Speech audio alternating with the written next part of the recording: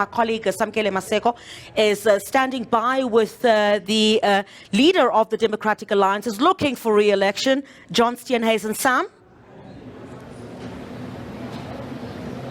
Yes, indeed, Griselda. John Steenhuisen is running for a re-election as the federal leader of the Democratic Alliance. He's been hard on the ground campaigning to be elected by these over 2,000 voting delegates at this conference, the biggest DA conference in the history of the Democratic Alliance. Mr. Steenhuisen, this is the biggest congress of the party in the history of the Democratic Alliance. As the leader of this party, overseeing this growth of the party, how has it been these past 3 years? It's been tough. We came off a really very bad election in 2019, and obviously we had to learn some lessons. The voters sent us a message and we went back and brought those on board. We rejigged our policy suite, and many of that will be dealt with today. Those things will be dealt with today, but of course we focused on consolidating and growing the party out of that particular difficult period. And I think that's the point now where no analyst talks about a post-ANC 2024 environment without mentioning the DA, and I think that's a phenomenal place for a party to be. There's not many parties in the world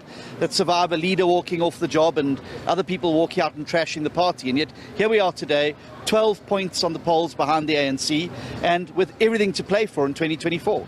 Mr. Steenhuisen, when you look at the Democratic Alliance today, the demographics of the party, the trajectory of the party, you are yet to have the test, the biggest test, which Mmusi Maimane did in 2019 in the general election. You have not yet faced a national election as the leader of the party. Hopefully you may be elected this weekend. How are you anticipating the party will fare? And what will be your biggest test in 2024 next year? Well, the DA has to do well because the future of the country depends on it.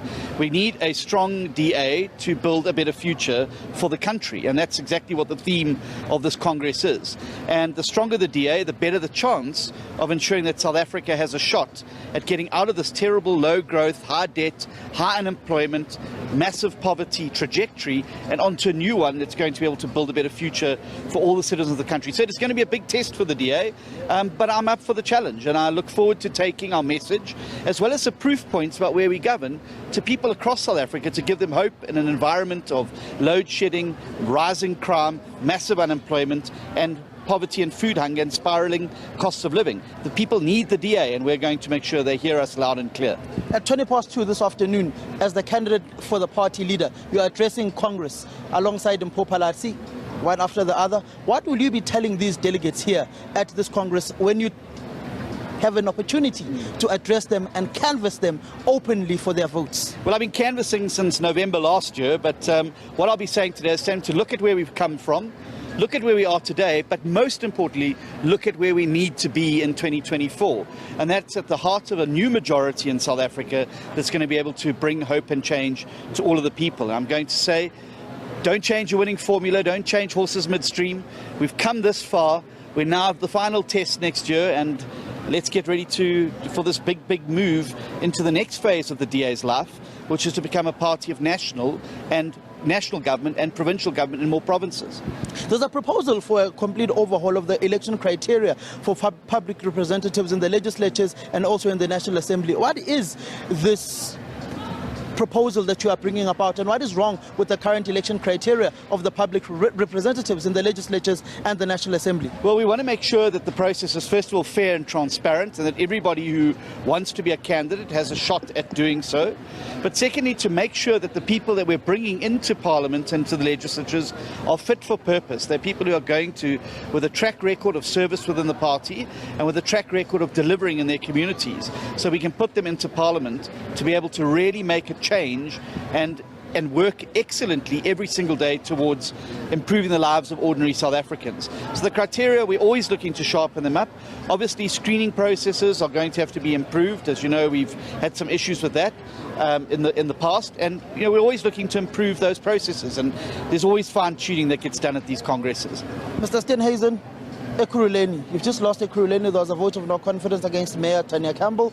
Your perspective on what's happening in Ekurhuleni and what you could do to try and win back that municipality? Well, I can say, as Arnold Schwarzenegger famously said, we'll be back.